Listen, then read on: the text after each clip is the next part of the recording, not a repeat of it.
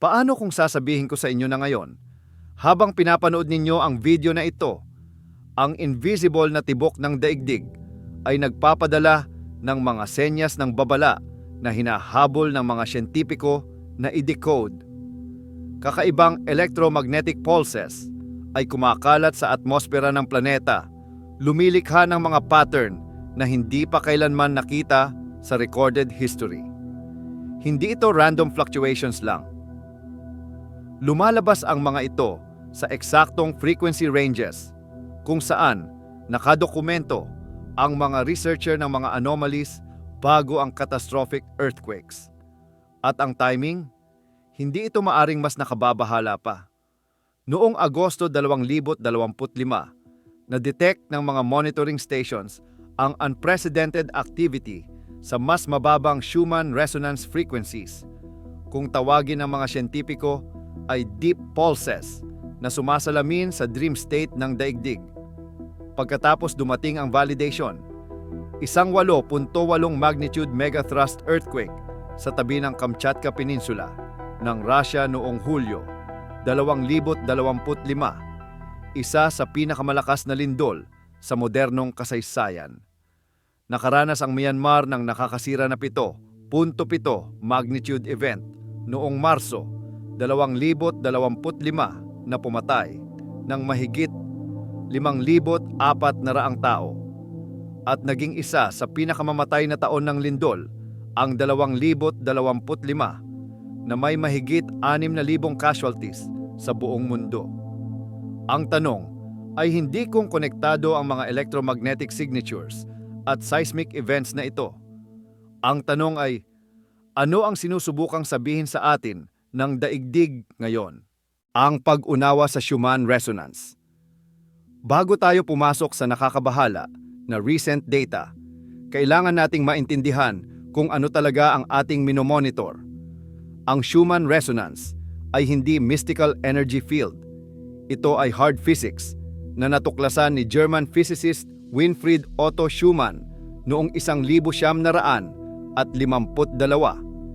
Isipin ang daigdig at ionosphere bilang dalawang conductive spheres na pinaghihiwalay ng humigit kumulang 100 kilometro.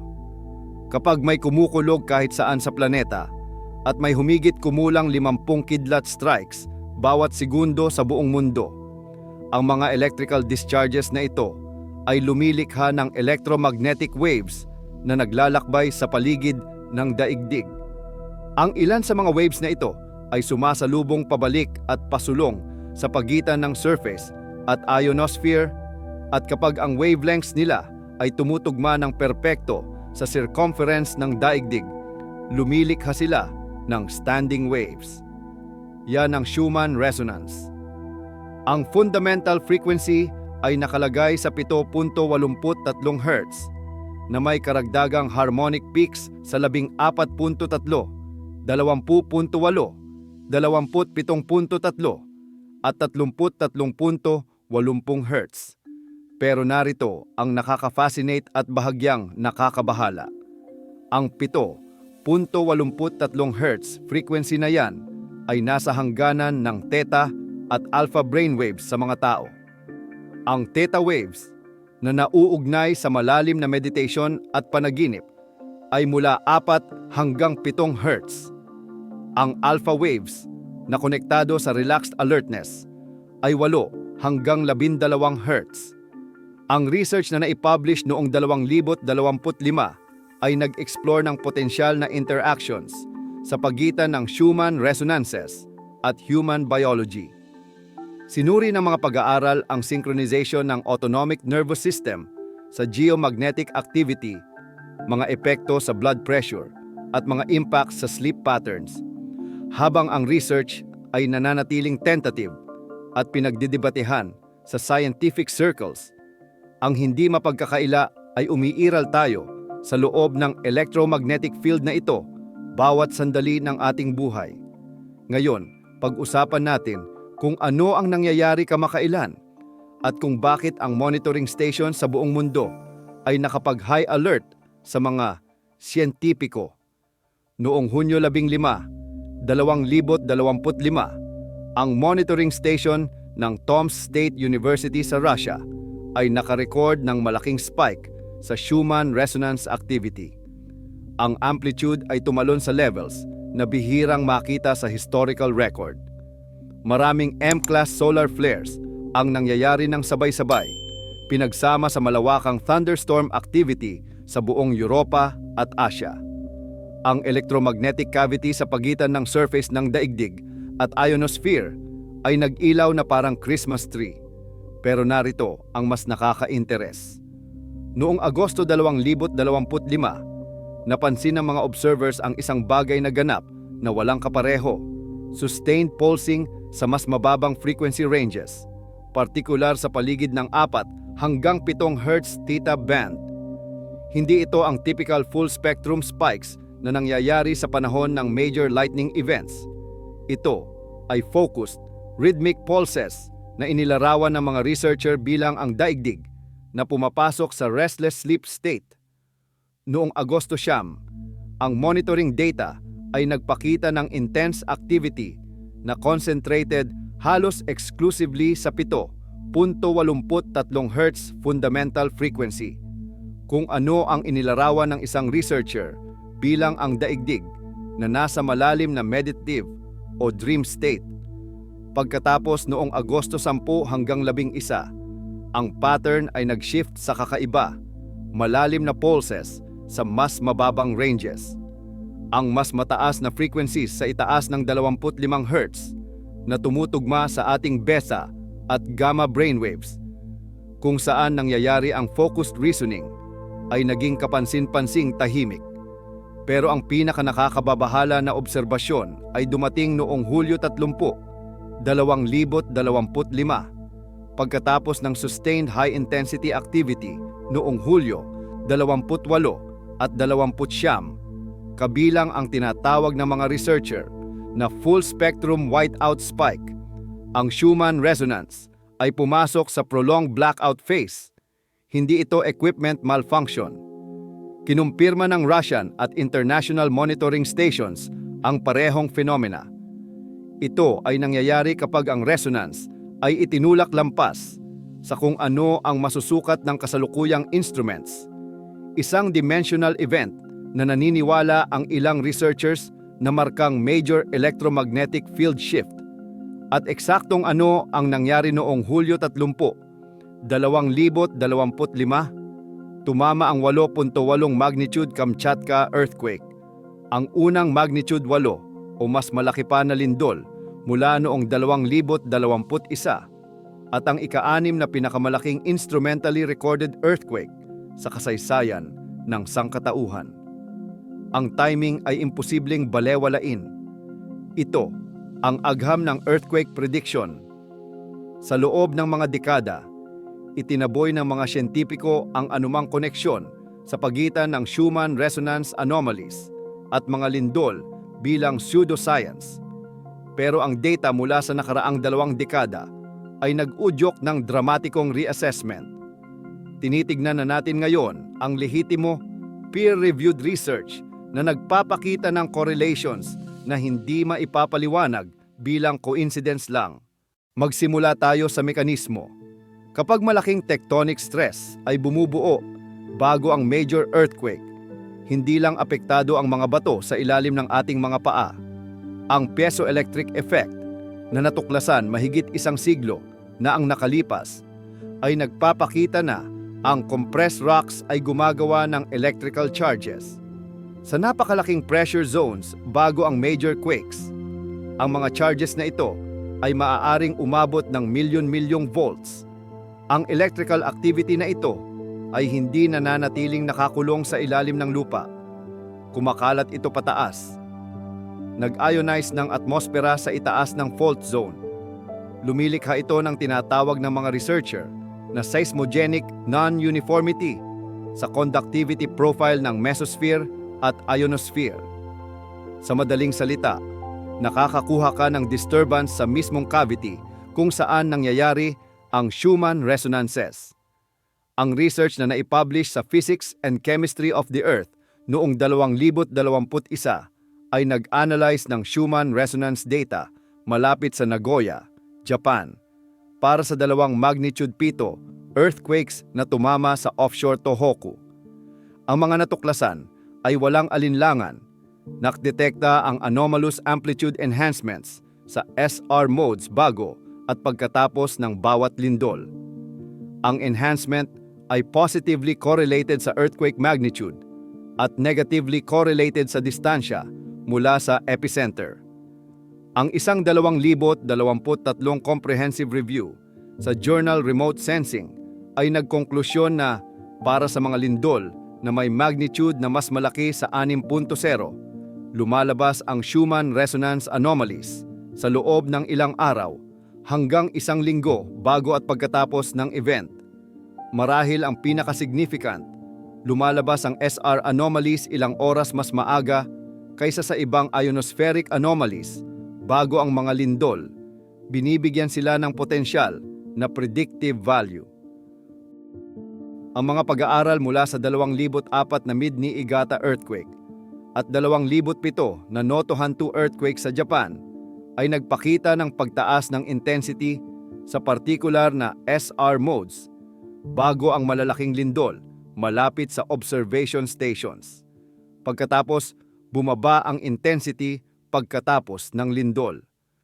Mas nakakaintriga pa, napansin ng mga researcher ang excitation ng karagdagang anomalous resonances na nag-shift ng humigit kumulang 2 Hz mula sa typical Schumann frequencies. Ang 2020 study na naipublish sa Journal of Atmospheric and Solar Terrestrial Physics ay gumamit ng numerical modeling upang ipakita na ang seismogenic disturbances ay nagbibigay ng kapansin-pansing impacts sa Schumann resonance spectra kapag ang earthquake magnitude ay lumalagpas sa magnitude 7. Ang modelo ay nagpakita ng impacts na lumalagpas sa 20 decibels sa ilang components. Madaling madetekta ng sensitive instruments. Noong 2010, nakarecord ang mga researcher ng detalyadong ELF, electromagnetic emissions, sa panahon ng magnitude 5.3 earthquake malapit sa Kalpaki, Greece. Ang observation site ay nakalagay halos direkta sa itaas ng epicenter, 3.65 kilometro lang ang layo. Ang mga recordings ay nagpakita ng malakas na perturbations sa Schumann resonance band. Nagbibigay marahil ng unang ganong detalyadong recording na sobrang lapit sa seismic epicenter. Ang Maged 2025 earthquake surge. Ngayon, ikonekta natin ang mga electromagnetic warnings na ito sa kung ano talaga ang nangyari sa lupa noong 2025. Ang taon ay naging isa sa pinaka-seismically active at mamatay sa kamakailang kasaysayan. Ang pagkawasak ay nagsimula noong Enero 7 na may magnitude 6.8 earthquake sa Tingri County, Tibet Autonomous Region. Ang remote mountainous location ay ginawang napakahirap ang rescue operations.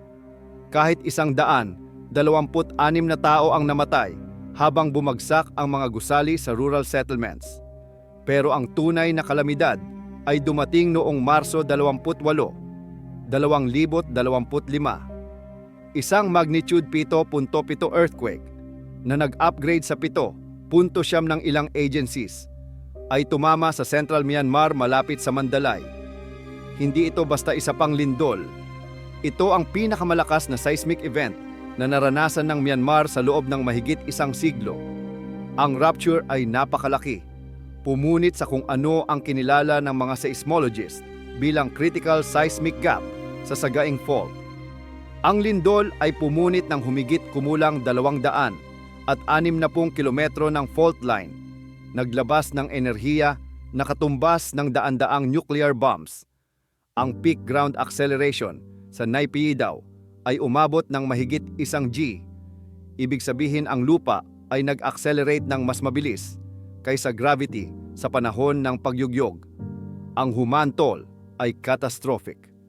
Ang official reports ay nakadokumento ng mahigit 5,400 deaths, pero ang tunay na bilang ay pinaniniwalaang mas mataas dahil sa ongoing civil conflict ng Myanmar at limitadong access sa affected areas.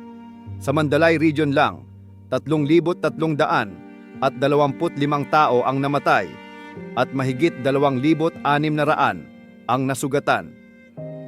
Ang structural damage ay tinatayang humigit kumulang 11 bilyong dolyar, kumakatawan sa 14% ng buong GDP ng Myanmar. Narito ang nakakikilabot na parte. Ang mga researcher na nag-a-analyze ng human resonance data mula sa mga station sa rehiyon ay kailangan bumalik at tingnan kung may precursor signals sa mga araw bago Marso 28. Batay sa patterns mula sa nakaraang magnitude 7 plus events sa rehiyon, dapat na-detekta sana ang anomalies.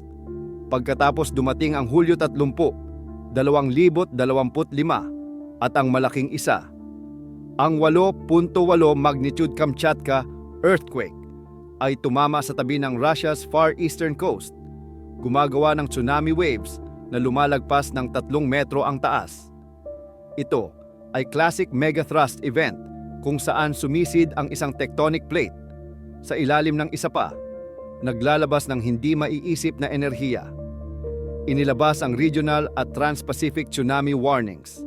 Nakaranas ng damage ang coastal settlements, bagaman pinigilan ng remote location ang mass casualties. Ang Kamchatka event ay partikular na significant dahil sa nakadokumentong blackout sa human resonance monitoring sa eksaktong sandali ng pagkatama nito. Maraming stations ang nakarecord ng parehong phenomena. Pagkatapos ng mga araw ng elevated activity, ang readings ay naging madilim sa eksaktong sandali ng rupture. Nakaranas ang Afghanistan ng paulit-ulit na seismic strikes sa buong taon. Ang magnitude 6.2 earthquake noong Agosto ay nagdulot ng malawakang pagkawasak sa Kunar Province. Pagkatapos noong Nobyembre, tumama ang magnitude 6.3 sa Samangan at Balkh provinces, nagdulot ng mas maraming casualties at infrastructure damage sa populasyon na wasak na sa nakaraang events. Ang Balıkesir province ng Turkey ay nakaranas ng sustained seismic activity na may 2 significant earthquakes sa Sindirgi district. Ang Pilipinas ay nakaranas ng magnitude 6.9 earthquake sa Cebu, nagdulot ng 12 ng deaths at malawakang structural damage sa isa sa pinaka-populous na rehiyon ng bansa. At ang 2026 ay nagsimula na ng may concerning activity. Noong Enero 2, tumama ang magnitude 6.5 earthquake malapit sa San Marcos sa Guerrero State ng Mexico. Pumatay ng 2 tao at nagdulot ng damage sa mahigit 1,500 bahay. Patuloy ang aftershocks hanggang Enero 16. Ang Pilipinas ay nakakaranas ng patuloy na tremors na may magnitude 6.4 offshore event noong Enero 10 at patuloy na seismic activity sa Mindanao kamakailan lang ng Enero 18. Pero narito ang controversy at ang conspiracy. Ngayon kailangan nating harapin ang elepante sa kwarto. Ang internet ay puno ng mga claims tungkol sa human resonance na mula sa plausible hanggang sa ganap na absurd. Ang paghihiwalay ng signal mula sa noise dito ay kritikal. Makikita ninyo ang walang bilang na posts na nag-claim na ang human resonance ay tumataas mula 7.83 Hz hanggang 40 Hz o mas mataas pa. Ito ay categorically false. Ang fundamental frequency ay nananatiling stable sa 7.83 Hz. Ang amplitude o power ng resonance ang sumasabog ng dramatiko, hindi ang frequency mismo. May mga claims na ang oras ay bumibilis, na ang 24 na oras na araw ay pakiramdam na 16 na oras dahil sa mga pagbabago sa human resonance. Ito ay nonsense. Ang high-precision atomic clocks ay nagpapakita na ang variation sa rotation ng daigdig ay nakakaapekto sa length ng araw ng milliseconds, hindi oras. Ang pinakamahabang day variation na na-record ay Hunyo 29, 2022 na 1.59 na milliseconds na mas maikli kaysa 24 na oras. Makikita ninyo ang marketing para sa Schumann resonators at bracelets na nag-claim na mag-tune sa inyo sa frequency ng daigdig para sa health benefits. Ang mga produktong ito ay hindi suportado ng rigorous scientific evidence. Habang ang research tungkol sa electromagnetic field effects sa biology ay lehitimo at ongoing, ang mga commercial devices na ito ay largely unproven. Ang social media ay puno ng interpretations ng Schumann whiteouts at blackouts bilang markang global consciousness shifts, mass awakenings, o coordinated meditations na nakakaapekto sa planeta. Ang mga narratives na ito ay naghahalo ng tunay na geophysical signals sa unsupported claims tungkol sa collective consciousness. Ang Wikipedia ay mayroon pa ngang buong page na dedicated sa Schumann Resonances Conspiracy Theories na na-update lang ilang araw ang nakalipas noong Enero 2026. Nakadokumento kung paano ginawang maling gamit ng wellness influencers at New Age communities ang lehitimong agham. Pero narito ang kritikal na pagkakaiba. Ang pagtanggi sa pseudoscientific claims ay hindi nangangahulugang pagtanggi sa tunay na agham. Mayroon lehitimong, peer-reviewed research na nagpapakita ng correlation sa pagitan ng Schumann resonance anomalies at seismic events. Ang physics ay sound. Ang malaking tectonic stress ay lumilikha ng ionospheric disturbances na nakakaapekto sa electromagnetic resonances. Maraming research team sa Japan, Russia, Greece at ibang seismically active regions ang nakadokumento ng mga patterns na ito. Ang agham ay umuunlad pa. Hindi pa natin lubusang nauunawaan ang lahat ng mechanisms. Ang paghula ng eksaktong kailan at saan tatama ang lindol batay lamang sa Schumann resonance data ay nananatiling lampas sa ating kasalukuyang kakayahan. Pero ang pag-claim na walang koneksyon, ang posisyon na yan ay nagiging mas mahirap ipagtanggol habang dumarating ang mas maraming data. Kaya saan tayo naiwan ngayon, Enero 2026? Anong mga suna ang dapat nating bantayan? Kinilala ng mga seismologist ang ilang kritikal na areas of concern para sa 2025 at sa hinaharap. Ang San Andreas Fault sa California ay nananatiling nasa tuktok ng listahan. Ang analysis ng kamakailang seismic data ay nagpapakita ng pagtaas ng tendency para sa mas maliliit na lindol na bumubuo ng bagong faults, madalas na precursors sa mas malalaking events. Ang seismic activity sa San Andreas Subduction Zone ay tumataas sa nakaraang mga taon. Ang Marmara region ng Turkey malapit sa Istanbul ay nahaharap sa 50% probability ng magnitude 7.5 o mas malaki pang lindol sa loob ng susunod na 5 taon, ayon sa analysis ng Geophysical Research at Historical Data. 7 probinsya na may mahigit 25 milyong tao ang nasa panganib. Ang Cascadia Subduction Zone sa tabi ng coast ng British Columbia at Pacific Northwest ay kumakatawan sa megathrust earthquake na naghihintay na mangyari. Ang huling magnitude 9.0 event sa zona na ito ay naganap noong Enero 26, 1,700. Tinatayang 10 hanggang 15% probability ng mga researcher ng katulad na event sa susunod na 50 taon. Isang probability na tumataas sa bawat lumilipas na taon. Ang Kazakhstan ay nagtaas ng seismic activity levels para sa Almaty sa mataas para sa 2025 na may mga siyentipiko na naghuhula ng elevated probability ng powerful earthquake. Ang lungsod ay itinayo sa ibabaw ng 5 complex fault lines na may nakaraang epicenter 34 na kilometro mula sa kapital na nakarecord ng magnitude 6.4.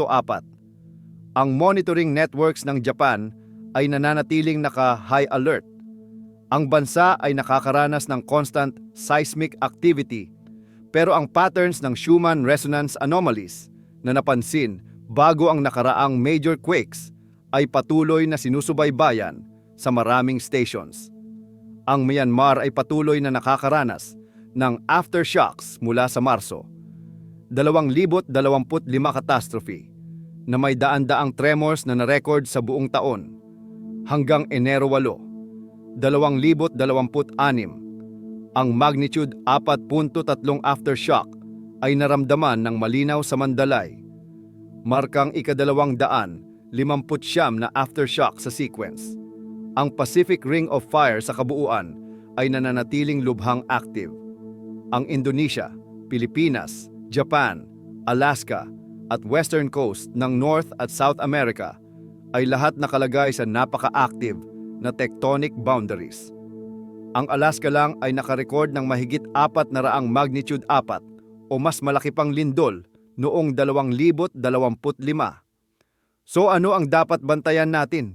Kung gusto ninyong subaybayan ang sitwasyong ito mismo, narito ang dapat hanapin at saan makakahanap ng reliable information.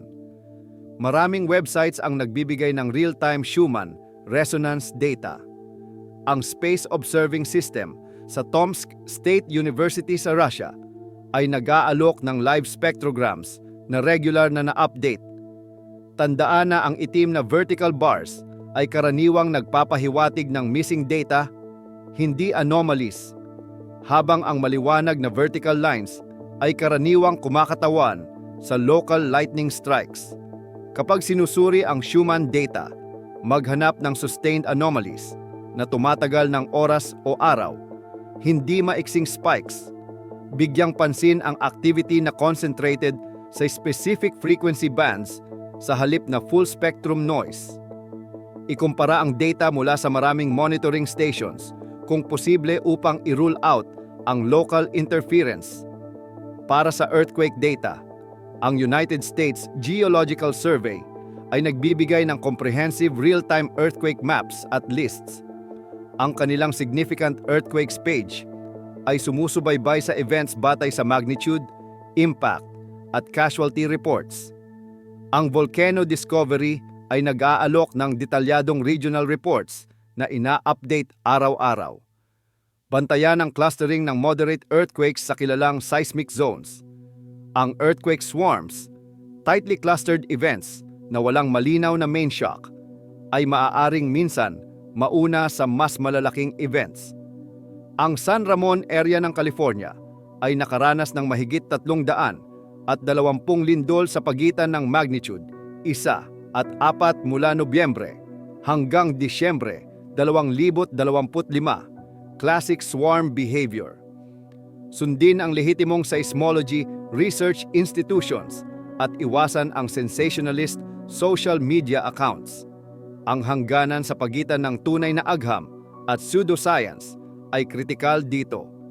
Ang peer-reviewed journals tulad ng Physics and Chemistry of the Earth, Journal of Atmospheric and Solar Terrestrial Physics, at Nature Communications ay naglalathala ng aktwal na research sa mga topics na ito. Kung nakatira kayo sa seismically active zone, ang paghahanda ay mahalaga, anuman ang prediction methods. Magkaroon ng emergency supplies, tubig, at pagkain para sa kahit 72 oras. Alamin ang safe spots ng inyong bahay at magkaroon ng family communication plan. Unawain ang inyong local tsunami evacuation routes kung kayo ay nasa coastal area. Kaya bumalik tayo sa ating orihinal na tanong. Nagbabala ba tayo ng mga unusual Schumann resonance spikes tungkol sa mga malaking lindol na darating? Ang matapat na scientific answer ay hindi natin alam ng tiyak, pero ang correlation ay masyadong malakas upang baliwalain. May nakadokumento tayong kaso ng amplitude anomalies na lumalabas ng mga araw hanggang linggo bago ang major seismic events. May solid physics tayo na nagpapaliwanag sa mekanismo, tectonic stress na lumilikha ng ionospheric disturbances na nakakaapekto sa electromagnetic resonances. May peer-reviewed research tayo mula sa maraming independent teams na umaabot sa katulad na konklusyon. Ang wala tayo ay ang kakayahang sabihin ng may katiyakan na ang isang specific Schumann resonance pattern ay nangangahulugang magnitude 7 earthquake ay tatama sa partikular na lokasyon sa loob ng susunod na 72 oras. Ang agham ay hindi pa umaabot sa level ng precision na yan. Baka hindi pa kailanman. Ang mga sistema ng daigdig ay napaka-complex na may walang bilang na variables na nakikipag-ugnayan sa mga paraang sinusubukan pa nating maintindihan. Pero mas malapit na tayo kaysa dati. Ang kombinasyon ng mas magagandang monitoring networks, mas sophisticated na analysis techniques, at lumalaking datasets ay naglalantad ng mga pattern na invisible. Isang henerasyon ang nakalipas. Kapag ang mga researcher sa Japan ay nakakadokumento ng anomalies na lumalabas ng mga oras bago ang ibang ionospheric precursors. Kapag ang mga Greek scientists ay makarecord ng detalyadong electromagnetic signatures, halos direkta sa itaas ng epicenter. Kapag ang Russian stations ay makadetekta ng blackout events na sabay sa magnitude 8 ruptures, nakikita natin ang isang bagay na totoo. Ang electromagnetic pulses na kumakalat sa atmosfera ng daigdig ngayon, ang patterns na lumalabas sa monitoring data, ang clustering ng seismic events sa Pacific Ring of Fire, hindi ito random. Ito ang wika ng daigdig at natututo na tayong basahin ito. Ipinakita sa atin ng 2025 kung ano ang nangyayari kapag wala tayong sapat na warning systems. Mahigit 6,000 deaths, bilyon-bilyong damage, mga komunidad na nawasak sa buong Asia at Pacific.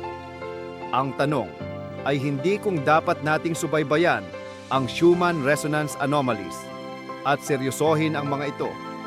Ang tanong ay kung sapat tayong matapang na kumilos sa mga babalang natatanggap natin kahit na ang agham ay hindi pa kumpleto.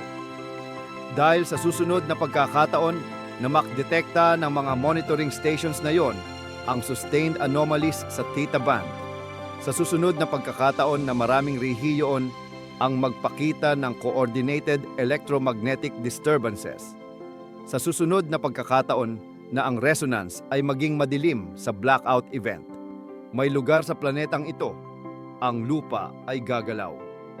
At ang buhay ng mga tao ay nakasalalay kung binigyan ba natin ng pansin ang invisible na tibok ng daigdig, manatiling informed, manatiling handa, at patuloy na bantayan ang data. Dahil sinusubukan ng daigdig na sabihin sa atin ang isang bagay at ang mensahe ay nagiging mas malinaw lang